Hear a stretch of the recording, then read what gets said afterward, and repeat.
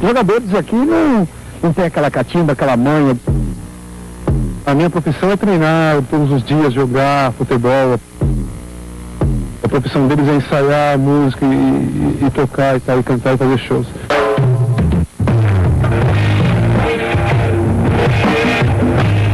I knew Casa Grande from Torino because we get Italian football in England. I recognised him. It was a pleasure to play with him.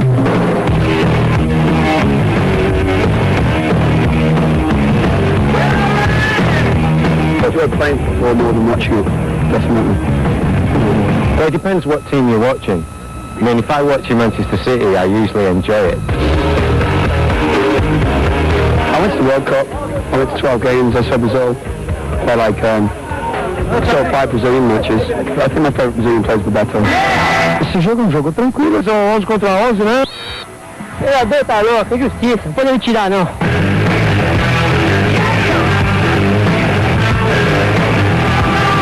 O nosso time é bom, Veneno Show. Não são profissionais, mas são jogadores, pessoas que sabem jogar bem o futebol. It's difficult to always play against an organised team. The red team play together every week. I never knew anybody except Ian and Gavin. It's not fair, they're too good. Divisão com esse time encerra a carreira.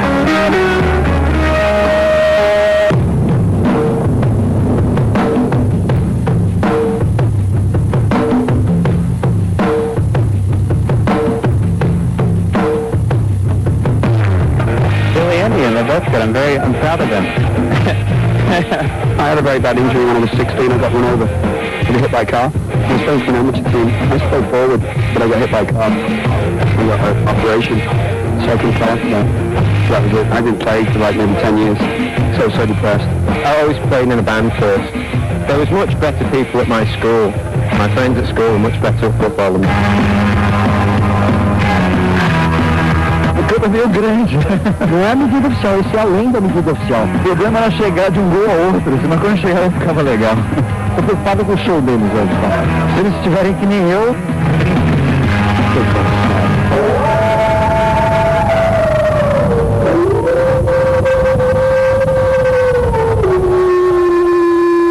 Oh, Ronald Biggs.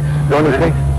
Do we intend to go? I don't know, we haven't been invited. We haven't been invited. We've been here before and we didn't go. I think we were the only British people who've never met him and been in Brazil. So maybe we should keep it that way. I hear he's a nice guy. I mean, you know, but we're the only people who've never met him.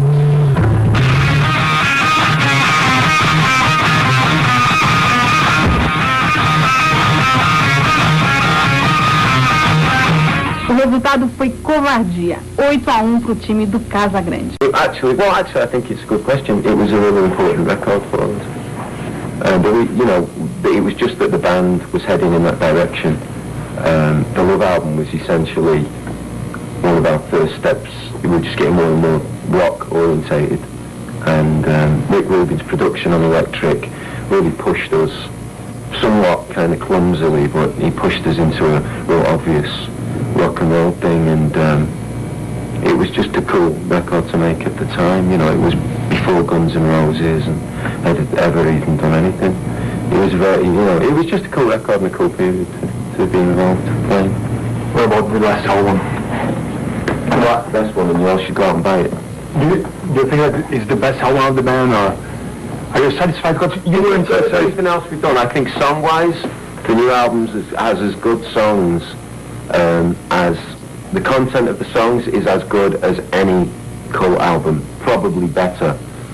But I don't necessarily know whether it's going to have the same commercial appeal as other of our albums. You know what I mean? It doesn't mean that it's not a good album. I think that it's just a musical statement that we had to make. Those were the songs we wrote.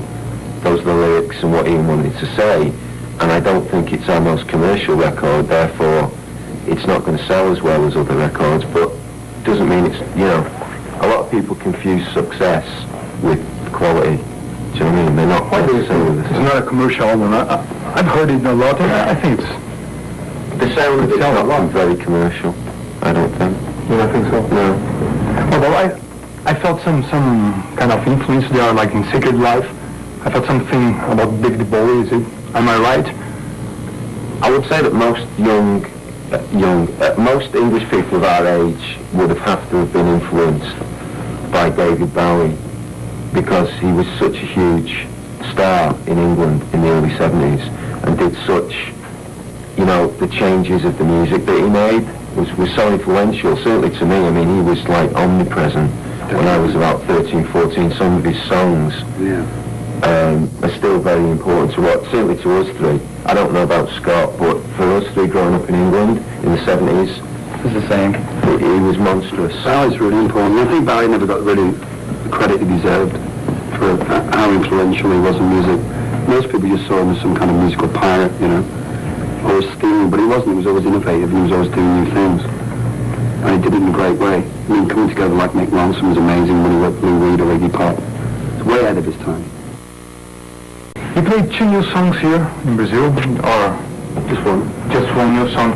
Well, is it brand new, or you had before recording the album? And It was done during the album period, but we finished it off a couple of months after we finished the album, In the Clouds. The song's called In the Clouds. in this album, how many songs did you have before for choosing? We had a lot of bits and pieces of music.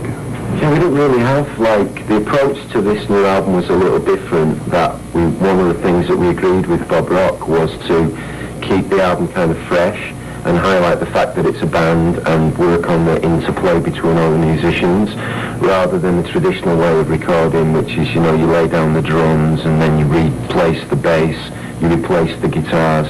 We wanted to keep as much of it live as possible, and in a way to do that and keep that spontaneity was, we didn't really do any pre-production.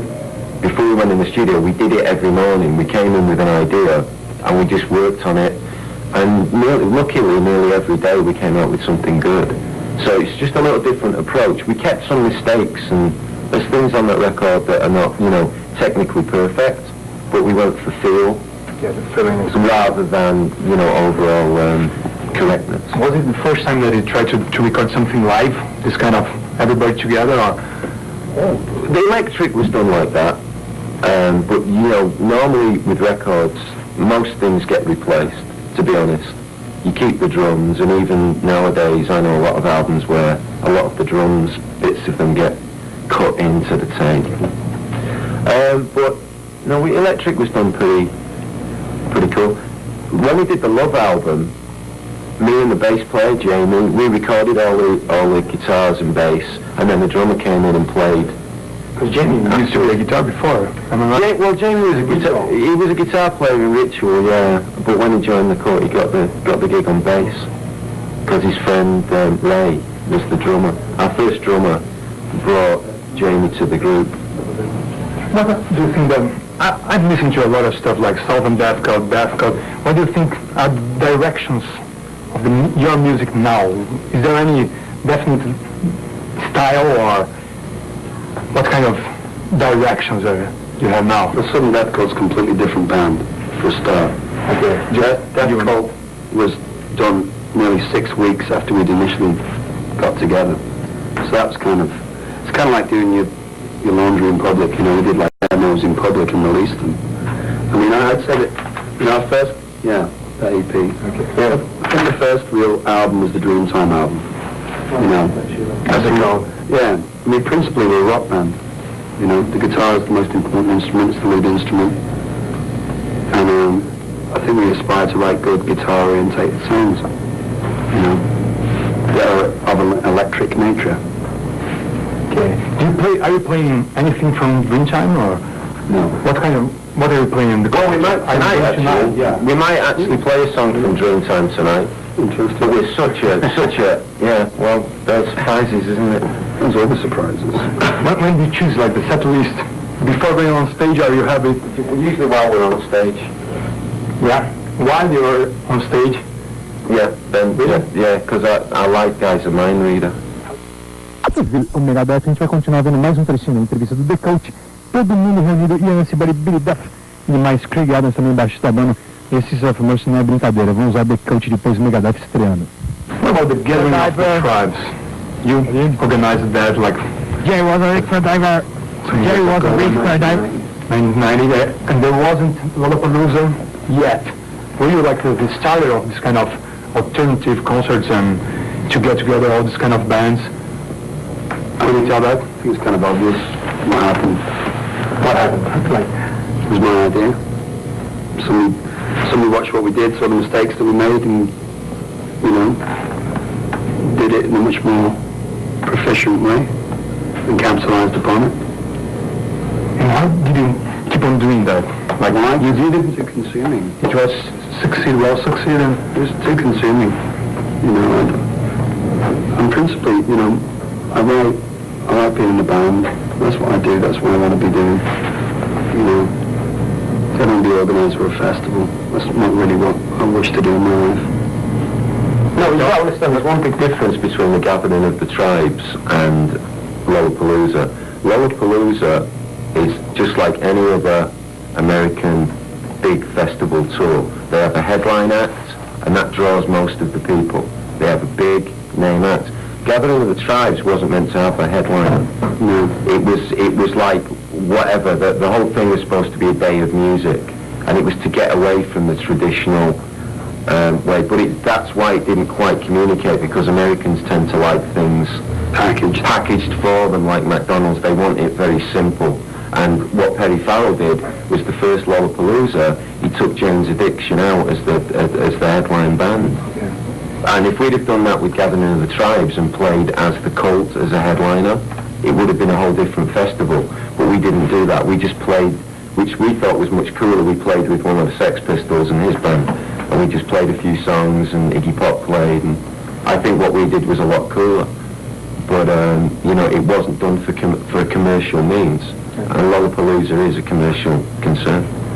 Fisher here, do you like playing festivals like Reading Festival? If you were invited to play there, would you like to? Glastonbury, even Lollapalooza? Possibly, yeah. We've done those things in the past. We play festivals sometimes.